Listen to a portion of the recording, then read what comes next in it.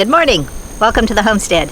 Well, I'm up early this morning. I've already taken care of the cats, and I got some weed eating to do. This garden has gotten way out of control.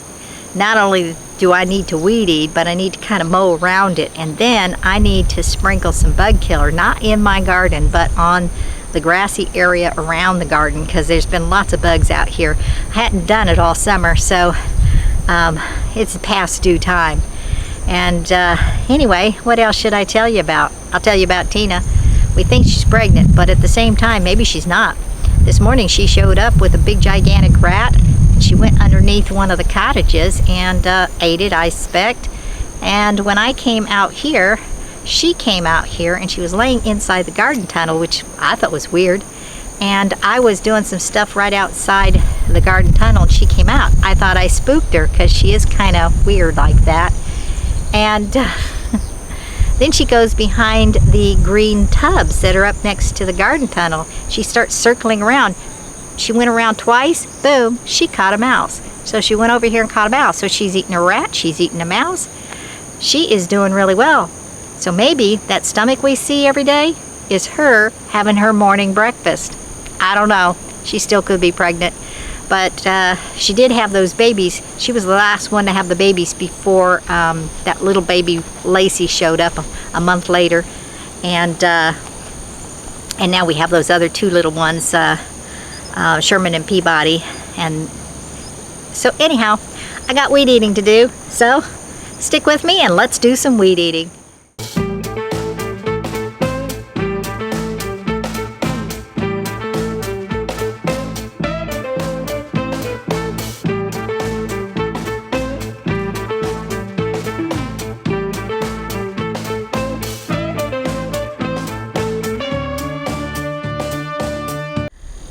Okay, well, Tina's laying under here. I thought she took off, but it was one of the other cats that took off. So I'm gonna head that direction with the weed eating. And it definitely does need some of that bug killer, because a bunch of spiders came out from that corner right there. I don't like spiders, and they were big. I think they were wolf spiders, but there's this other kind of spider that looks like a wolf spider, and it's more than likely that spider, because they said wolf spiders are loners, and this other type of spider is in clans, and there were a couple of them there, probably more. I just quickly moved away. Oops. Cat touched my leg, scared me since I'm talking about spiders. Let's move over there.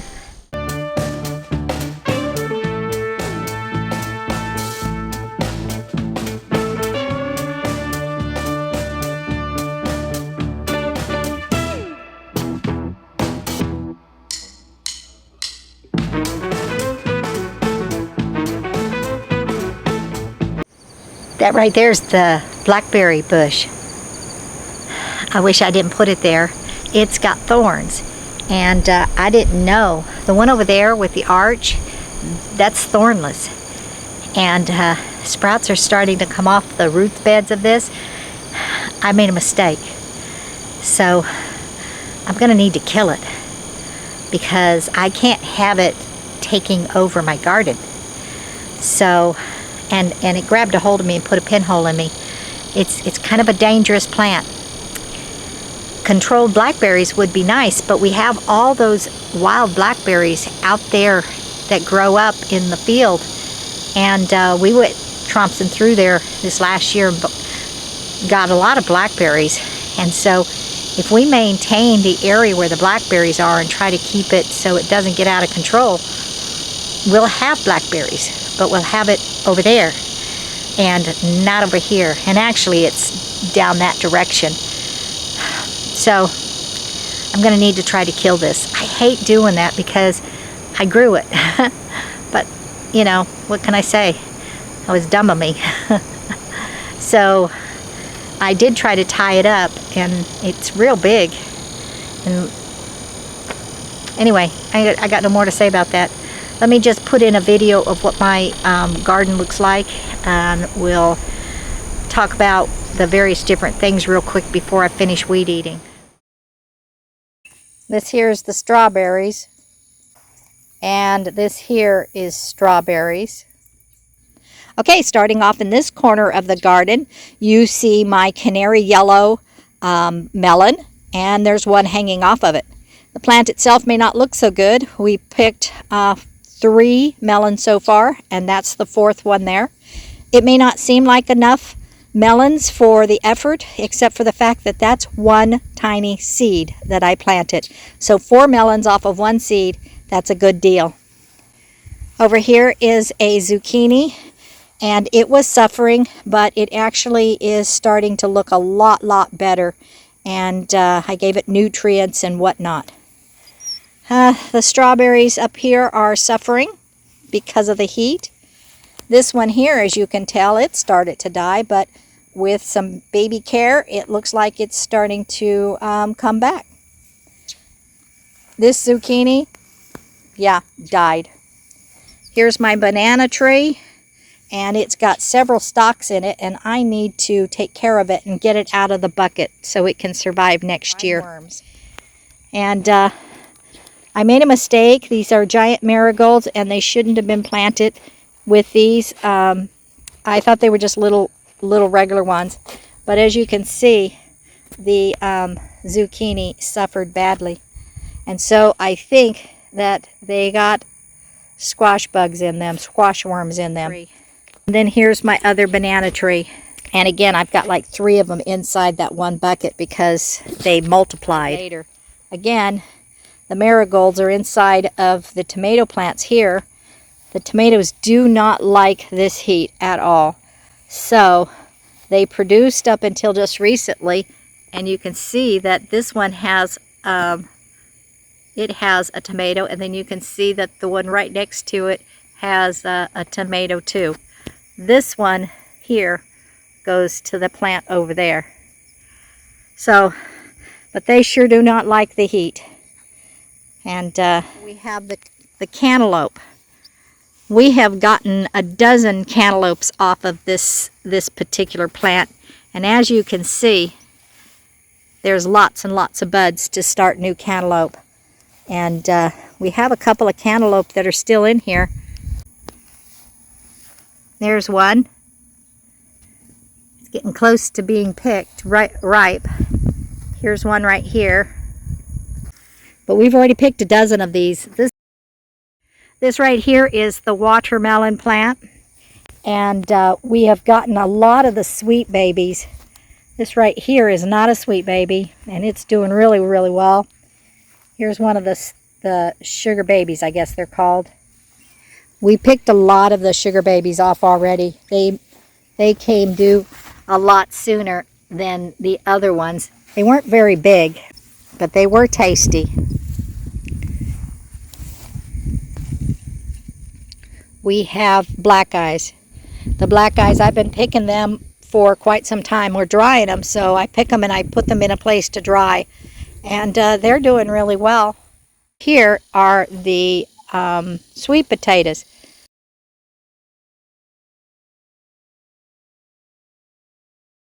The Jerusalem artichoke, and you can see they're kind of getting to the end of the part where I need to start picking them, or digging them up, I guess you'd say. This right here is a ginger plant. Here's my blackberry plant. It was eaten by the goats when they came through. And the same thing with my grapes. The goats got to them and ate all of the leaves and things. It sure was beautiful before the goats ate them. Right here is the red bell pepper plant, and I've got a few growing there. We already picked a half a dozen or more of the red bell peppers, and this one right here is the green bell pepper, and again we already picked a half a dozen of them. I mean, we picked a lot of them. And this is cucumber that totally got out of hand. This right here that's all over the ground more so than in the beds, this is round zucchini. Apparently I dropped a seed in here during my planting stuff, and it grew and it took up this whole bed. It does have a a squash worm or a vine worm, and I'll show you. And that's how you know you have a squash worm or a vine worm. And here, unfortunately, is the tomatoes. And they suffer when August came around. These things went bye-bye. But they produced all the way up until August, and we got tons and tons of variety of tomatoes. What I'm thinking about doing is taking each one of these tomatoes and cutting them back. Then when it starts to cool off, maybe they will regrow and produce tomatoes. And this empty bed right here that just has grass growing in it, this we used for the peas and the carrots. And we did get a lot of peas and a lot of carrots. Unfortunately, over here we have some more sweet potatoes. This right here is the green beans. And oh my gosh, there was a period of a couple months where every other day we were eating green beans. We had so many green beans, they were coming out our nose. And this right here is the spaghetti squash. And it did get a vine worm as well. But one of the plants is still producing and still looks pretty good. This is the asparagus. So as you can see, the garden's just about done, except for the melons and cucumbers, some of the cucumbers, and some of the squash, and some of the spaghetti squash. I was hoping the cats would stay away, but here they come again. We had 9 of them here just a minute ago. So I went up to the RV, and 9 of them followed me, but it looks like they followed me back. At least one of them did. They'll run when I start the weed eater. So let's do this.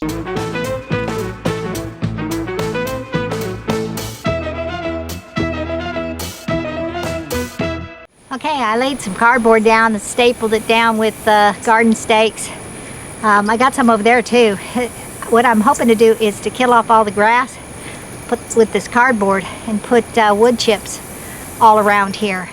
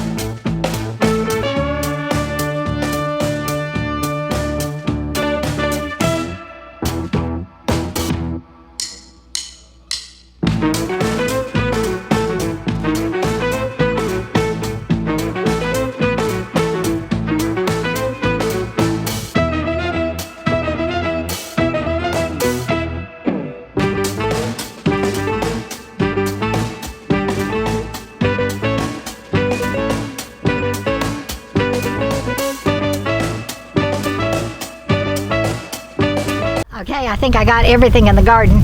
I'm down to 1 string, it looks like. Yep, down to one string. So it's a good time to stop weed eating.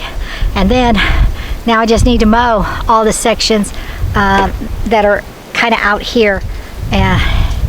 It was just easier thinking to go get the lawnmower than it was to keep weeding this section. So anyway, boy, I'm tired. Don't go anywhere. I'll be right back.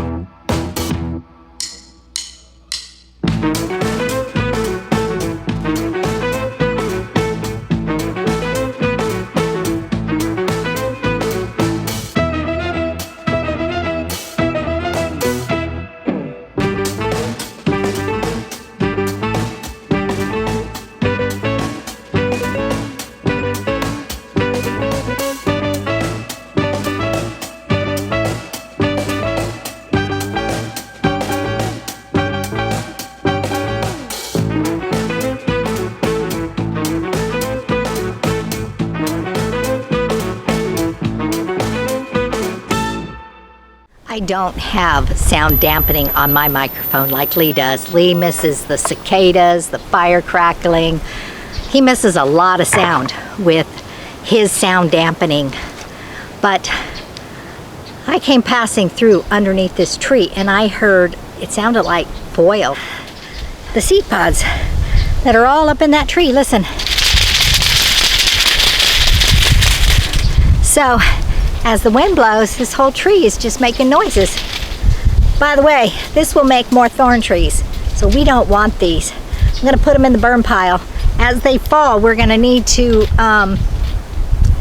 rake them up and burn them, or we'll have trees growing everywhere, and we do not want that.